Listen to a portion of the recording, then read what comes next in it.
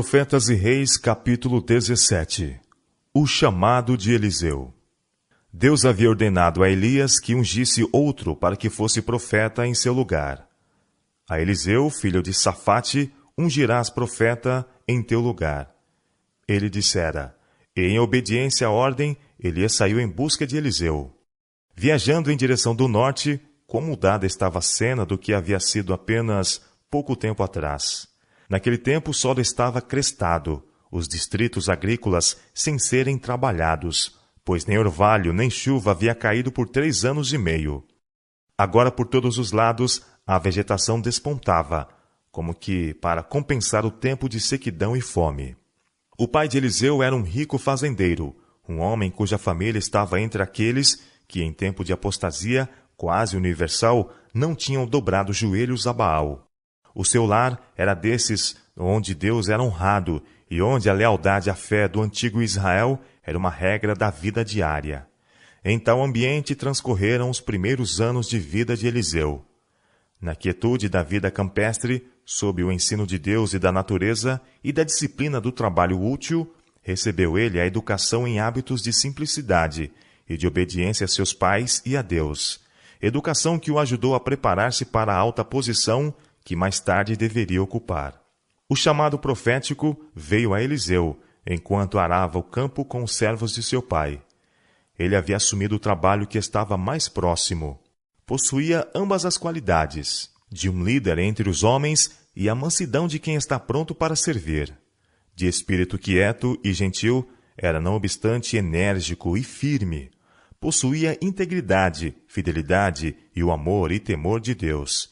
E na humilde rotina da labuta diária, ganhava força de propósito e nobreza de caráter, crescendo constantemente em graça e conhecimento. Enquanto cooperava com seu pai nos deveres do lar, estava aprendendo a cooperar com Deus. Pela fidelidade em pequenas coisas, Eliseu estava se preparando para encargos mais pesados.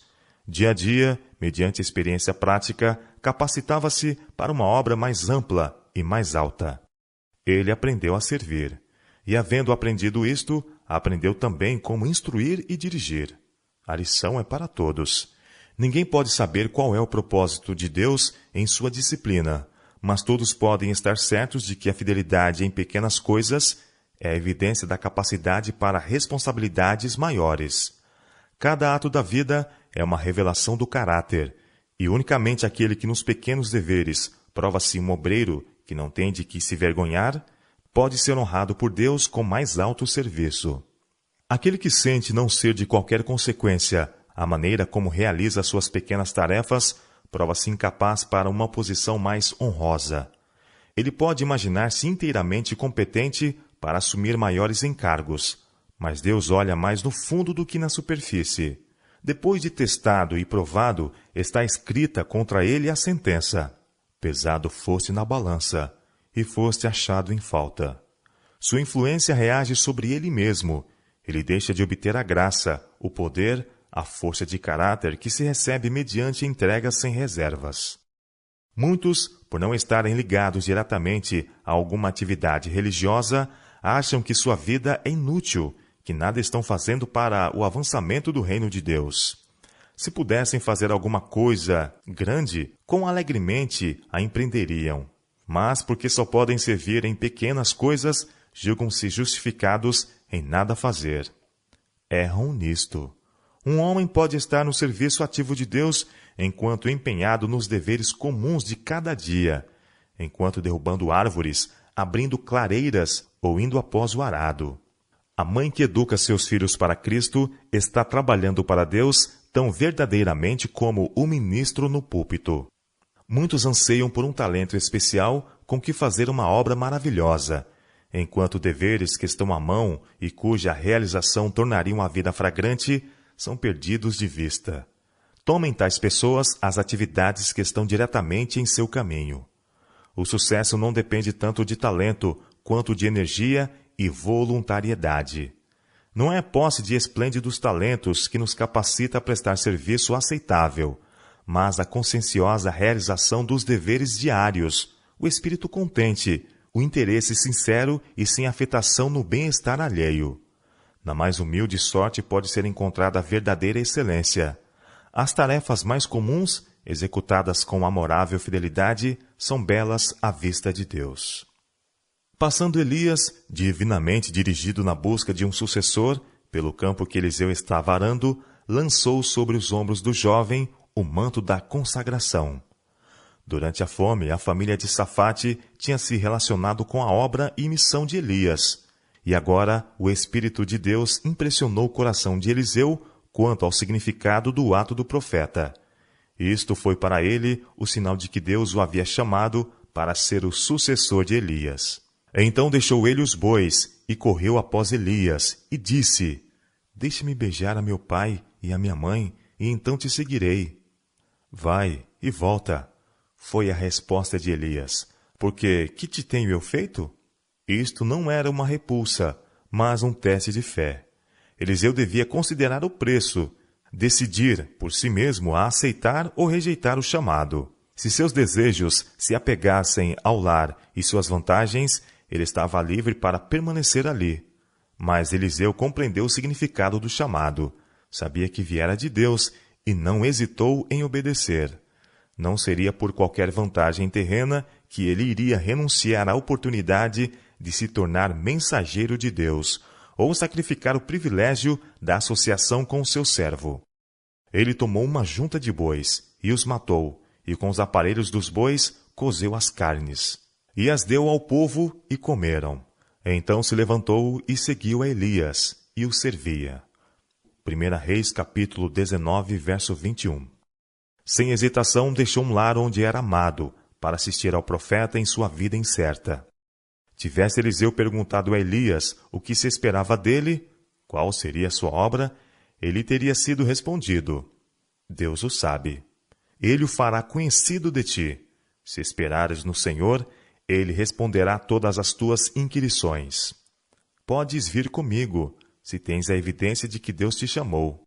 Sabe por ti mesmo que Deus me está sustentando, e que é sua voz que ouves. Se podes considerar todas as coisas como escória, para que possas ganhar o favor de Deus, vem.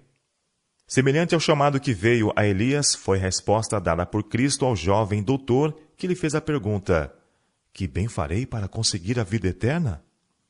Se queres ser perfeito, disse Jesus, vai, vende tudo o que tens e dá aos pobres, e terás um tesouro no céu, e vem e segue-me.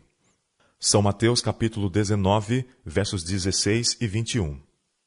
Eliseu aceitou o chamado para o serviço, não lançando um olhar sequer para trás aos prazeres e confortos que estava deixando. O jovem doutor, quando ouviu as palavras do Salvador, retirou-se triste, porque possuía muitas propriedades. São Mateus capítulo 19, verso 22. Ele não estava disposto a fazer o sacrifício. Seu amor por suas posses era maior que seu amor por Deus. Recusando-se a renunciar tudo por Cristo, ele se provou indigno de um lugar no serviço do Mestre. O chamado para depor tudo no altar do serviço vem a cada um. Não nos é pedido que servamos como Eliseu serviu, nem que vendamos tudo o que possuímos, mas Deus nos pede que demos ao seu serviço o primeiro lugar em nossa vida, e não permitamos se passe um só dia sem que façamos alguma coisa para impulsionar sua obra na terra. Ele não espera de todos a mesma espécie de serviço. Um pode ser chamado a ministrar em terras estrangeiras, outro pode ser chamado a dar de seus meios para o sustento do Evangelho. Deus aceita a oferta de cada um. É a consagração da vida e de todos os seus interesses que é necessário. Os que fazem esta consagração ouvirão e obedecerão ao chamado do céu. A todos que se tornam participantes de sua graça, o Senhor aponta uma obra a ser feita em favor de outros. Individualmente, devemos permanecer em nosso lugar dizendo: Eis-me aqui, envia-me a mim. Quer seja um bom ministro da palavra ou médico, quer seja mercador ou fazendeiro, profissional ou mecânico, a responsabilidade repousa sobre ele. Sua obra deve revelar a outros o evangelho de sua salvação. Toda atividade em que se empenhe deve ser um meio para este fim. Não foi grande a obra de início requerida de Eliseu. Deveres comuns ainda constituíam sua disciplina. É dito dele que derramava água nas mãos de Elias, seu mestre. Ele estava disposto a fazer o que fosse que o Senhor ordenasse, e a cada passo aprendia lições de humildade e serviço. Como assistente pessoal do profeta, ele continuou a provar-se fiel nas pequenas coisas, enquanto com diário fortalecimento de propósito, devotava-se à missão apontada por Deus. A vida de Eliseu depois de unir-se a Elias não foi isenta de tentações. Provas, ele as teve em abundância, mas em toda emergência confiou em Deus. Foi tentado a pensar no lar que havia deixado, mas não deu guarida a essa tentação. Havendo lançado mão do arado, resolveu não voltar atrás, e através de provações e lutas, provou-se fiel a seu encargo. O ministério compreende muito mais que pregar a palavra. Significa educar jovens como Elias educou Eliseu, tirando-os de seus deveres comuns e dando-lhes responsabilidades para levarem na obra de Deus.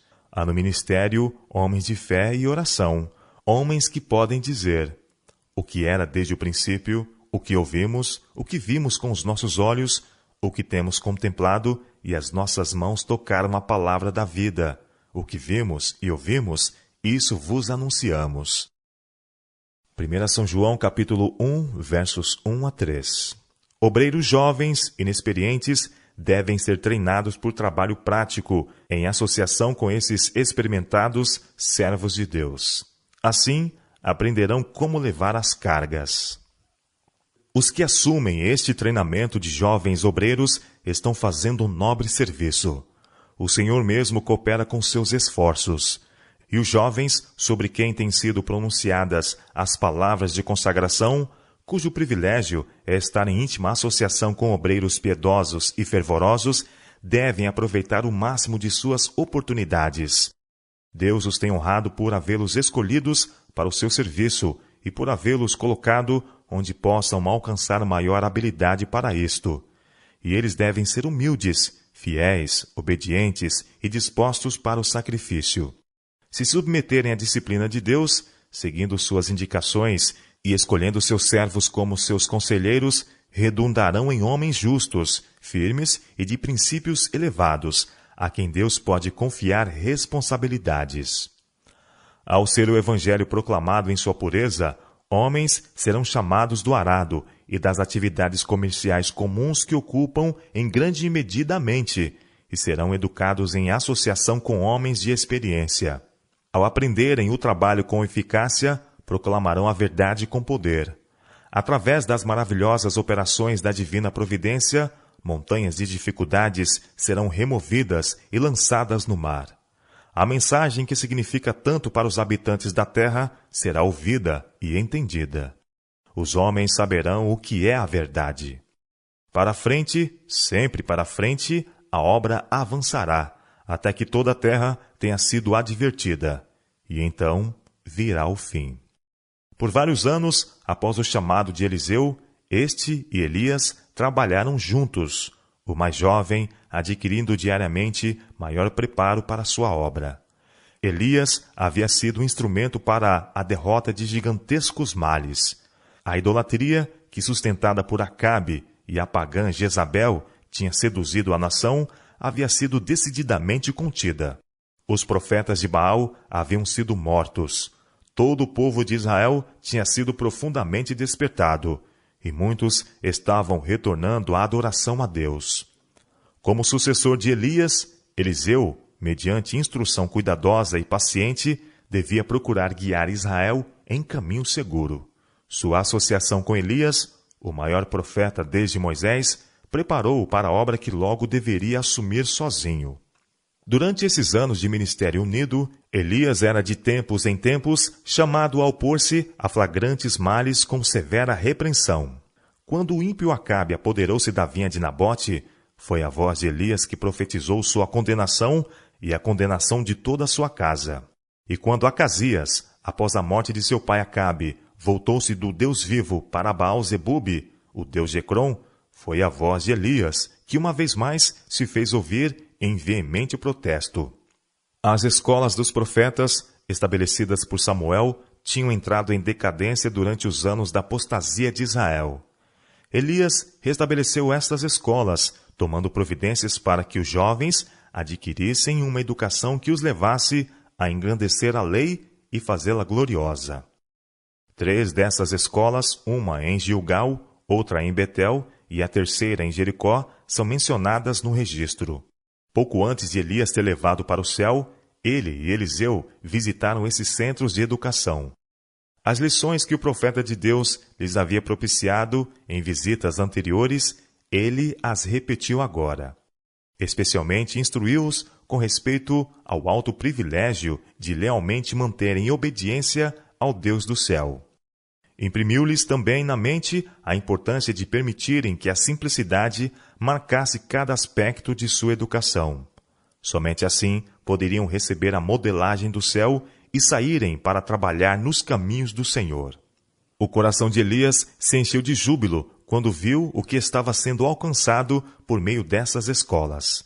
A obra de reforma não estava completa, mas ele podia verificar, através do reino, a exatidão das palavras do Senhor.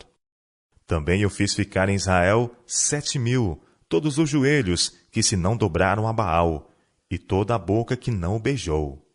1 Reis, capítulo 19, verso 18. Enquanto Eliseu acompanhava o profeta em sua rotineira visita de escola a escola, sua fé e resolução foram uma vez mais provadas. Em Gilgal e também em Betel e Jericó, ele foi convidado pelo profeta a retornar. «Fica-te aqui», disse Elias, «porque o Senhor me enviou a Betel». Mas em seu primeiro trabalho de guiar o arado, Eliseu havia aprendido a não fracassar, nem se desencorajar. E agora que havia lançado mão do arado em outro ramo do dever, não poderia deixar-se desviar de seu propósito. Ele não se afastaria de seu mestre, enquanto tivesse oportunidade de granjear maior capacidade para o serviço. Desconhecida por Elias, a revelação de que estava para ser trasladado fora dada a conhecer aos seus discípulos nas escolas dos profetas, e, em particular, a Eliseu. E agora o provado servo do homem de Deus conservava-se bem junto a ele. Tantas vezes, quantas lhe fora feito o convite para retornar, sua resposta foi: «Vive o Senhor, e vive a tua alma, que te não deixarei». E assim foram juntos, e eles pararam junto ao Jordão. Então Elias tomou a sua capa, e a dobrou, e feriu as águas, as quais se dividiram para suas bandas, e passaram ambos em seco.